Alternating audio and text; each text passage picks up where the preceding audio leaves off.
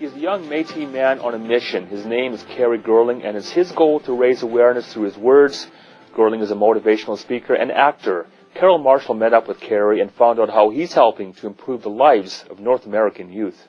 Have a paper and a pen and start writing down what I call your 30-day, 90-day... Kerry Gerling may look young, but don't let his age fool you.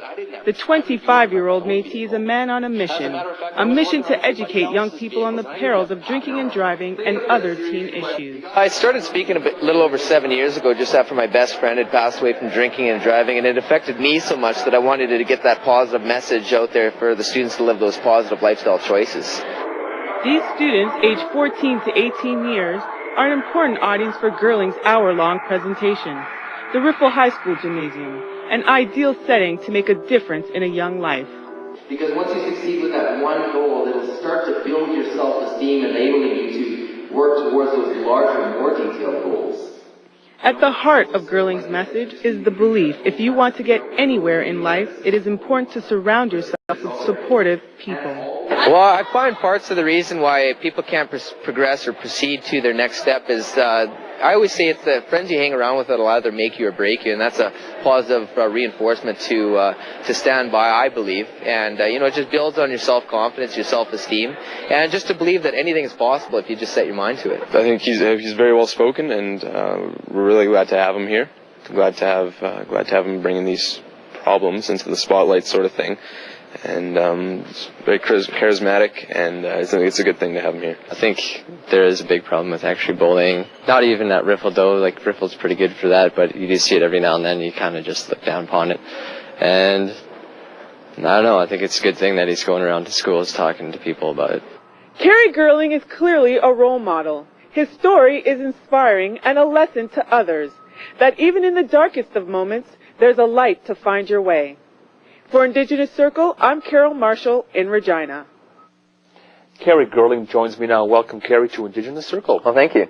So, you're a man on a mission, as we've been saying over and over through the last two stories. So what are you doing? And tell us about your tour. Well, I speak to high school and junior high school students on positive lifestyle choices, which basically focuses on drinking and driving, bullying, and goal setting, a little bit of drug abuse. But I like to touch on positive lifestyle choices because there's a problem with all of those areas in the schools. And where does this come from? Is it from experience? Is it from watching? Well, actually, that's a good question. I actually started speaking as a passion just after my best friend had passed away from drinking and driving.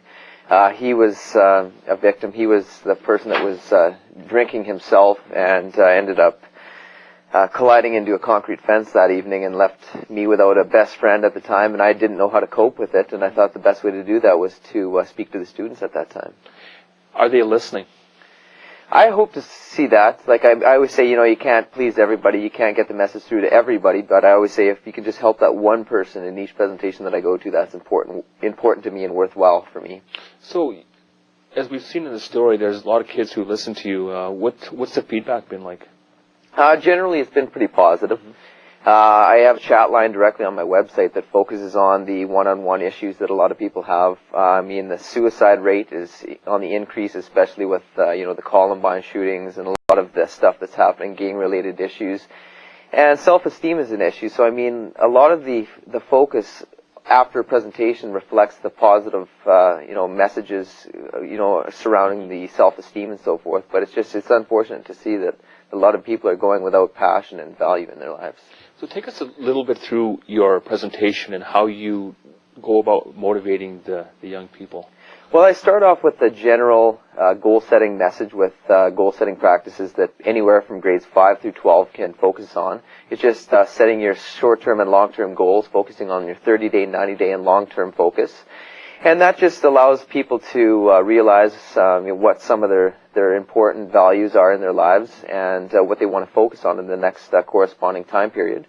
And then I work towards the self-esteem, bullying, goal-setting, the bullying directly in the schools, focuses on some of the verbal and physical abuse that a lot of people go through at school, at home, and finish off with the drinking and driving segment. Now, one of your endeavors, future endeavors, and your own goals is to produce a sort of a docudrama on bullying. That's right. Tell us about that. Well, I'm actually really pumped about this one. Going to be filming this summer, actually, and focusing on the reality of bullying, like I said, the physical, the verbal abuse. Like I said, it happens at school, at home.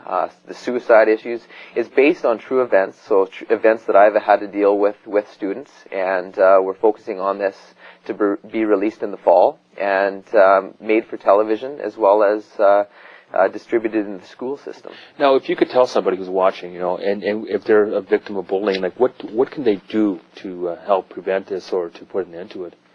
Well, as mentioned before, it's the people you hang around with that'll either make you or break you, and I believe that's a true statement. There's so many gang-related issues, and there's a lot of negativity out there. I believe that it's important for you to focus on who you are as an individual, your values, your beliefs, and live by that, and just focus on what you want to accomplish as an individual. Knowing that, you'll able to build your self-confidence and self-esteem, enabling you to do the things that you're passionate about. That's great.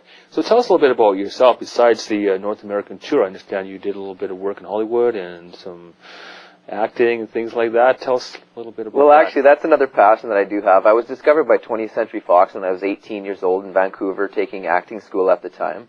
And worked on a few different movie sets, and got involved with anything that I could, as far as working on production to working as an extra to some acting parts. I was on Dark Angel in Vancouver. Ended up working on the production side of things on Hollywood Homicide in Los Angeles with Josh Hartnett and Harrison Ford, and ended up pursuing that, working towards my bullying idea that I had with the bullying movie. So good. It's another passion I have. And briefly, what is your long-term goal now?